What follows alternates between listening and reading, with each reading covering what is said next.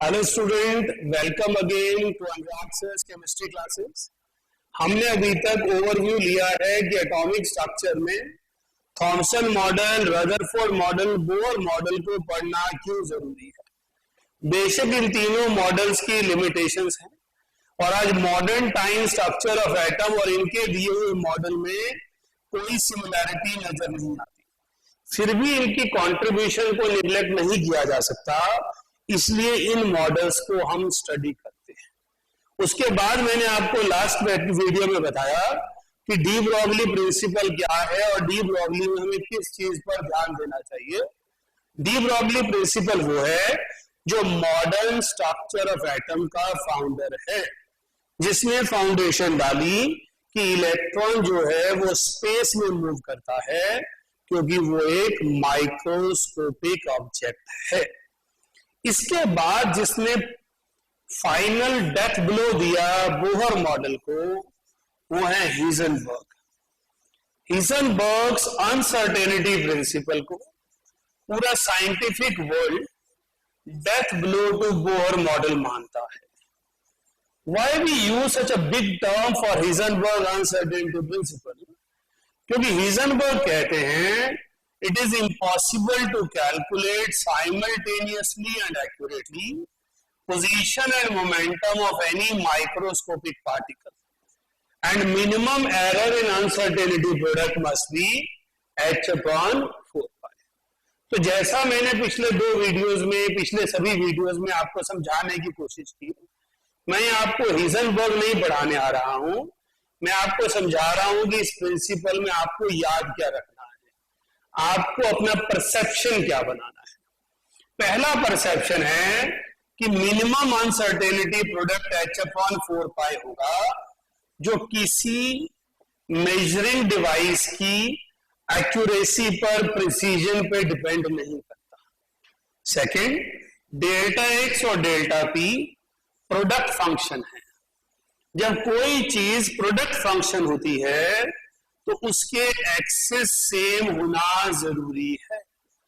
तो अगर मैं x को y एक्सिस पे स्टडी करूंगा, अगर मैं पोजीशन को y एक्सिस पर स्टडी करूंगा, तो जरूरी होगा कि मैं मोमेंटम को भी y एक्सिस पे स्टडी करूं। तो मैं ऐसा नहीं कह सकता कि पोजीशन x एक्सिस पर है और मोमेंटम y एक्सिस पे है। दूसरा, हमें ये समझना है कि ये कहता है कि delta x into M delta V is equal to greater than h upon 4 pi. इसका मतलब है मोमेंटम में अनसर्टेनिटी की वजह अनसर्टेनिटी इन वेलोसिटी है, क्योंकि मास लगभग कांस्टेंट रहता है। तो हम इस रिलेशन को कैसे पढ़ते हैं?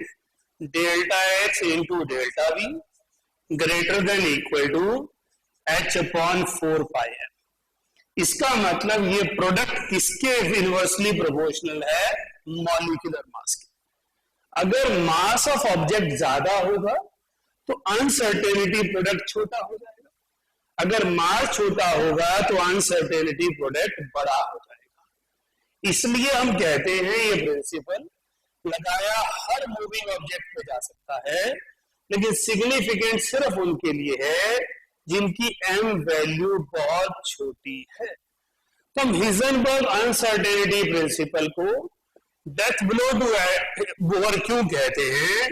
क्योंकि इस प्रिंसिपल में ये कहा गया कि हम पोजीशन और मोमेंटम एक साथ किसी भी मूविंग ऑब्जेक्ट का निकाल ही नहीं सकते, जबकि बोहर ने हमें पोजीशन और मोमेंटम एक साथ निकाल कर दिया।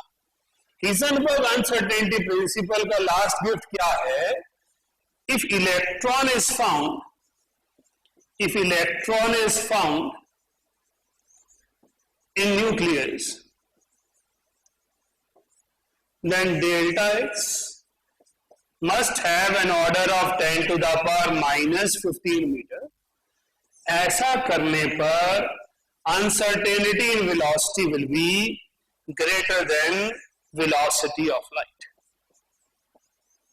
greater than velocity of light। अब ये चीज जो है वो इम्पॉसिबल है, ऐसा हो ही नहीं सकता कि किसी भी ऑब्जेक्ट की uncertainty in velocity greater than velocity of light हो जाए।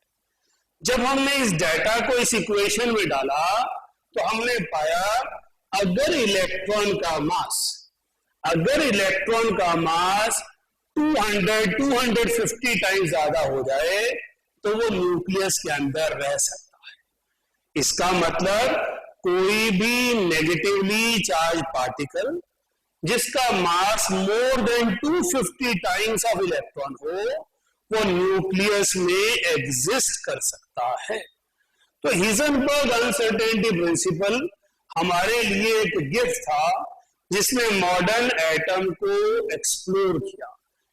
डी ब्रॉगली और हिजनबर्ग प्रिंसिपल की मदद से फाइनली हम कंसेप्ट ऑफ ऑर्बिटल पर पहुंचे, जहां पर हमने इलेक्ट्रॉन की पॉसिबिलिटीज को, इलेक्ट्रॉन के अरेंजमेंट को एक्सप्लोर किया और पता लगाया कि एटम में इलेक्ट्रॉन कैसे कैसे प्रेजेंट है।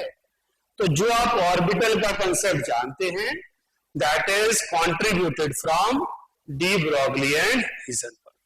मुझे पूरी उम्मीद है कि मेरे इन वीडियोस के जरिए आप इन मेजर प्रिंसिपल्स पर और बेटर फॉर्म में सोच पाएंगे।